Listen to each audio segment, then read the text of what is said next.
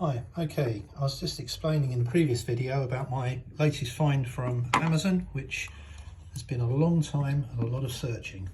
What I have here is what you'd really think of as a travel kettle, but the thing is, it's a large mouthed folding handles, which means it's really easy to pack in your rucksack. The bit I particularly love is it's got this detachable base. And as I explained in the previous video, it's got two settings. The switch to the left is 300 watts and the switch to the right is 600 watts. The significance of that is, separately on my blog, I found a 12-volt inverter that plugs into your cigarette lighter that has a 240-volt output socket, and that's 300 watts. So basically what it means is you can run this off of any one of these little electric power banks with a either a 12-volt output or a power bank which has a 240-volt output using the 300-watt setting. I've got it plugged into the mains here in a hotel room, and the reason I'm so excited about this is that normally when I go away, it's cold meal deals from Tesco's or whatever, it's sandwiches and stuff like that. But what I'm hoping now is I'm going to cook a chicken korma. So this is your standard ready meal chicken korma. And what I'm going to do, because as you're probably aware, these ready meals are already sort of half cooked, and what you're actually doing is heating them up. So I'm going to spoon this in, as you can see now. I'm going to put the chicken in first at the bottom. Up till now, my sort of go-to hotel room setup has been using a small Kenwood rice cooker, but that is actually bigger than this device, and it hasn't got that double setting. It hasn't got that magic 300 watts. So the 300 watts setting on it is a real game changer. Obviously, once this is cooked and warmed up, you're going to be able to eat it straight out of the container, out of the mug, because with the mug you can just lift it off, and that's the bit I really love, because a number of these things, including the rice cookers, are all in one. And I was sort of worrying a bit, you can't exactly put this in the sink or in the dishwasher. I'm going to switch that on now. You can see the lights just come on, and we'll see how long that takes to cook. I'm leaving this on in real time. I'm sure it's worth the wait. But as I said, you can hear it's warming up already, so I'm going to stir it as I go. I want it burning in the bottom. That's pretty full on.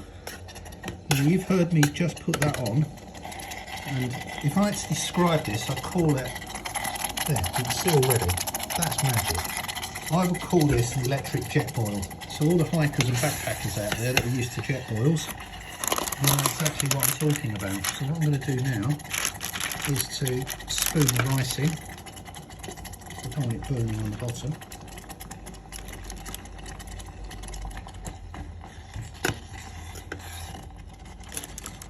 But this takes your pot noodles and everything else, or your noodles, to another level.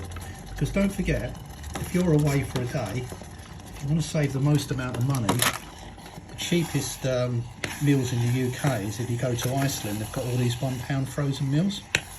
Well, what I'm actually saying to you, see, is you buy a £1 frozen meal, stick it in a plastic bag in your rucksack. By the time you've travelled to where you want to be, your frozen meal has defrosted itself. Also, you can buy frozen veg, stuff like that, put it into a baggie, take it with you. And what this is really doing is giving you a lovely hot meal in your hotel room. Not a lot of money, simple but easy and affordable. I'm stirring this round. What I'm going to do now is switch that off so it's on residual heat.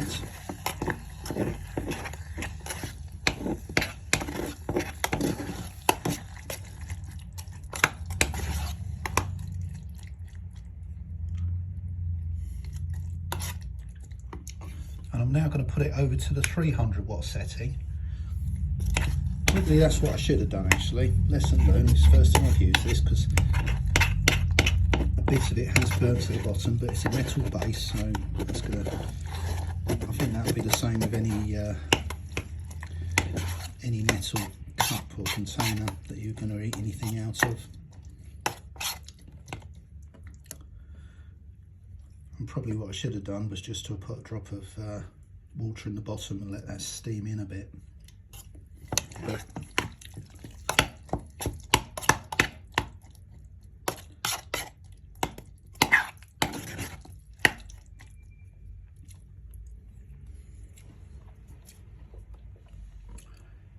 yep, you can see I've been running this for 5 minutes now.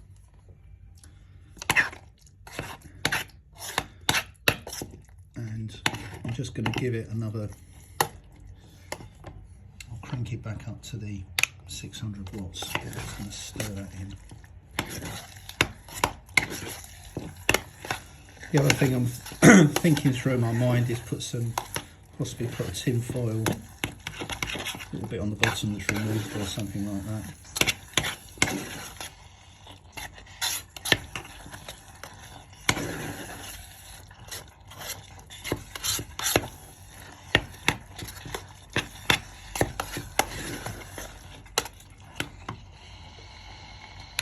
Switch that off. But you can see that's cooked. So hope you enjoyed the video. I'll put a link onto Amazon and things like that, and I'll catch you on the next one.